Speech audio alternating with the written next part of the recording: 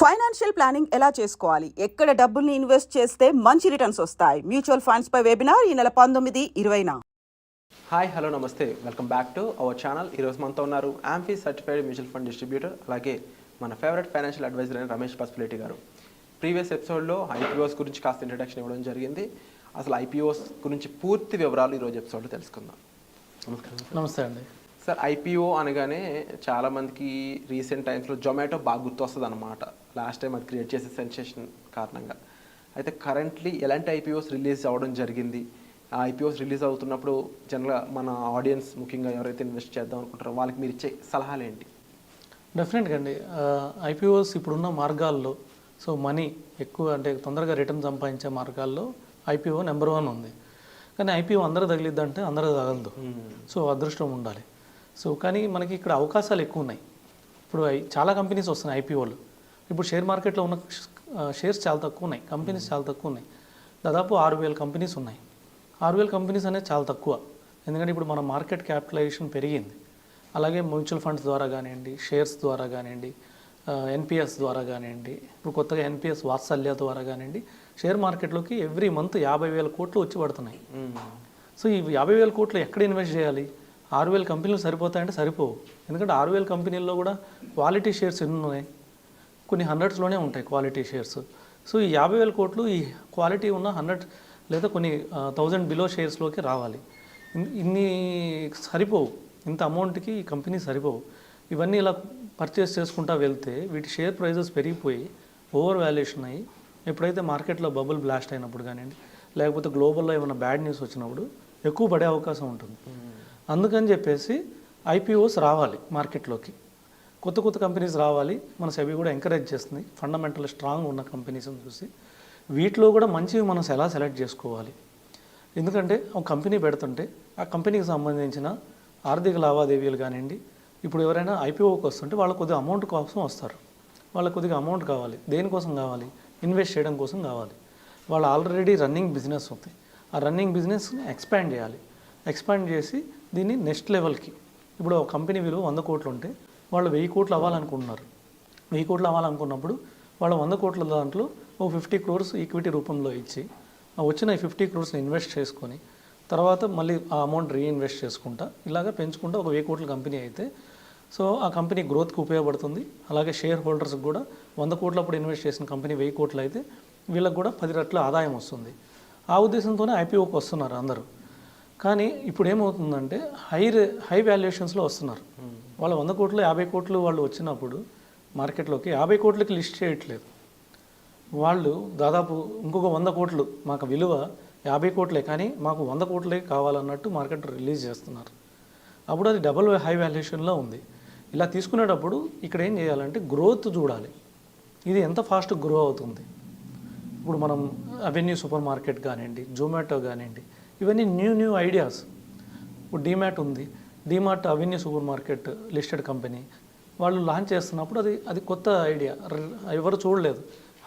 Huge వాల్యూమ్స్లో retail, అన్ని వస్తువులు ఒకే దగ్గర, అది కూడా అన్ని ఎంఆర్పీల్లో డిస్కౌంట్, హై డిస్కౌంట్లు, ఇది ఎవరు చూడలేదు. ఒకసారిగా న్యూ ఐడియా వచ్చింది, అందరు పర్చేజ్ చేశారు, అది కొన్ని రేట్లు పెరిగిపోయింది. అలాగే ఇప్పుడు జొమాటో కూడా కొత్త ఐడియా. ఇంతకుముందు ఎవరైనా ఫుడ్ ఆర్డర్స్ కావాలంటే వెళ్ళి లైన్లో నుంచునేవాళ్ళు. లైన్లో నుంచొని గంటలైనా కానీ 2 గంటలైనా కానీ తీసుకొని వెళ్ళాల్సి వచ్చేది. అది చూసిన జొమాటో అనేది కొత్త ఐడియా వచ్చింది. మనం ఇలా ఎందుకు చేయకూడదు, ఇంటికే డెలివరీ ఎందుకు చేయకూడదు? హాఫ్ అన్ అవర్ ఇంట్లో కూర్చొని టీవీ చూస్తానే అతను డెలివరీ తీసుకుంటా ఎందుకు ఫుడ్ తినకూడదు? ఇలాంటి లగ్జరీస్ మనం ఇస్తే మనకి బిజినెస్ రన్ అయ్యిద్ది కదా అని చెప్పేసి అతను న్యూ ఐడియా వచ్చాడు, గురువు అయింది. ఇప్పుడు అది చూసి స్విగ్గీ కూడా వస్తుంది. కానీ స్విగ్గీ జొమాటో కన్నా డబల్ రేట్ 500 రూపీస్ అట్లా లాంచ్ అవ్వబోతుంది. అలాంటప్పుడు ఏమైద్ది? 500 రూపీస్ పెడుతున్నాడంటే వాళ్ళ నెక్స్ట్ స్టోరీ ఏందో చూడాలి. జొమాటో మనకి 250లో దొరుకుతున్నప్పుడు అది 500 ఎందుకు తీసుకోవాలి? అలాంటప్పుడు జొమాటోలోనే తీసుకోవచ్చు కదా. ఇలాంటి ఎందుకు తీసుకోవాలనేది ఒకసారి ఎందుకు అనేది దాన్ని క్లియర్గా రీసెర్చ్ చేసుకొని దాంట్లో వాల్యుయేషన్కి తగ్గ గ్రోత్ ఉంటే దాన్ని సెలెక్ట్ చేసుకోవాలి. అలాంటివి చాలా ఉన్నాయి. ఈరోజు కూడా గరుడ అని ఒక షేర్ రిలీజ్ అయింది. 83 రూపీస్లో రిలీజ్ చేస్తే ఓపెనింగే 93 రూపీస్లో రిలీజ్ అయింది. క్లోజింగ్ చూస్తే 105 రూపీస్ అయింది. రీసెంట్గా మనం చూస్తే రెజల్యూషన్ మోటార్స్ అని ఢిల్లీలో 2 యమహా షోరూమ్స్ ఉన్నాయి. వాళ్ళు 8 కోట్లు కావాలి, ఇంకొక 2 షోరూమ్లు పెట్టుకోవాలని అడిగితే 4,000 కోట్లకు బిడ్డింగ్ వచ్చింది. అట్లాగే బజాజ్ హౌసింగ్ ఫైనాన్స్ చూసాం రీసెంట్గా, అది కూడా ఓపెనింగ్ రోజే 150% పెరిగింది ఓపెనింగ్ రోజే. సో ఇలాగా ఐపీఓస్ అనేది చాలా మంచి మార్కెట్, కూడా హెల్దీ మార్కెట్. ఈ అవకాశాలను అందిపుచ్చుకోవాలంటే సో ఎవరైనా గ్యాంబ్లింగ్ చేసేవాళ్ళు, వేరే వాటిలో చేసేవాళ్ళు దానికి బదులు ఇక్కడ పెట్టుకోండి. 2 లక్షల వరకు ఇన్వెస్ట్ చేయొచ్చు ఒకరికి పర్ ప్యాన్. ఫ్యామిలీలో 4 ఉన్నారనుకోండి 8 లక్షల వరకు ఇన్వెస్ట్ చేయొచ్చు. ఇంకా హెచ్యుఎఫ్ ప్యాను ఇలాంటి ప్యాన్స్ ఎక్స్ట్రా ఉన్న వాళ్ళకి, ఫ్యామిలీలో ఒక 10 మంది ఉంటే 10, 2 లక్షలు 20 లక్షలు అప్లై చేయొచ్చు. దాంట్లో కొన్ని మంచి షేర్, అవి కూడా మంచి ఐపీఓస్ చూసి ఇలా సెలెక్ట్ చేసుకొని చేస్తే మంచి రిటర్న్స్ వస్తాయి. Wonderful sir. అండ్ డెఫినెట్లీ చాలామందికి ఈ ఐపీఓస్ మీద ఎలా ఇన్వెస్ట్ చేయాలనే దానితో పాటుగా చేశాక ఎటువంటి సిచ్యువేషన్స్ ఉంటాయి, ఎంతకాలం వెయిట్ చేయాల్సి ఉంటుంది, లేకపోతే ఇమీడియట్ రిటర్న్స్లో ఇలాంటి పాసిబిలిటీస్ ఉన్నప్పుడు వెంటనే మళ్ళీ రీడీమ్ చేసుకోవచ్చా లేదా, ఇంకా ఎన్నో ఇన్డెప్త్ డౌట్స్, ప్రాక్టికల్ డౌట్స్ ఉంటాయి. కాబట్టి వాటన్నిటికి సంబంధించి మీరు ఆల్రెడీ ఫైనాన్షియల్ ఫ్రీడమ్ అనే వర్క్షాప్ గురించి ఇంతకుముందు ఎక్స్ప్లెయిన్ చేస్తున్నారు. మరొకసారి మన ఆడియన్స్ కోసం ఆ వర్క్షాప్ ఏంటి, దాని గురించి డీటెయిల్స్ ఎక్స్ప్లెయిన్ చేస్తారు. డెఫినెట్గా అండి. ఇది ఫైనాన్షియల్ ఫ్రీడమ్ అంటే సింపుల్ థింగ్ ఏంటంటే మనం డబ్బు ఫాస్ట్గా పెరగాలి. ఫాస్ట్ పెరగడానికి మార్గాలు ఏమున్నాయి, అది కూడా లీగల్గా, ఎథికల్గా, ప్లస్ వచ్చేసి ఫండమెంటల్గా. ఇది పెరగడం అని చెప్పి మనం ఎఫ్ఎండ్ఓలో పెట్టమని అసలు ఎఫ్ఎండ్ఓ గురించి మాట్లాడట్లేదు. వీటిలోనే మనం ఈక్విటీ మార్కెట్స్లో కానివ్వండి, మ్యూచువల్ ఫండ్స్లో కానివ్వండి, ఈటీఎఫ్లు అని ఉన్నాయి. ఈటీఎఫ్లో ఇన్వెస్ట్ చేయడం ద్వారా ఎక్కువ రిటర్న్స్ ఎలా సంపాదించవచ్చు, ఏ ఈటీఎఫ్లు సెలెక్ట్ చేయొచ్చు, ఏ సెక్టార్లు ఎప్పుడు సెలెక్ట్ చేయాలి, ఏ షేర్స్ ఎప్పుడు బాటమ్ అవుట్ అయినాయి చూడాలి, ఎప్పుడు గ్రోత్ ఉన్నాయి చూడాలి, ఇలాంటి అన్ని డీటెయిల్స్ డెఫినెట్గా ఫుల్ డీటెయిల్స్ అందజేస్తాం. Wonderful sir.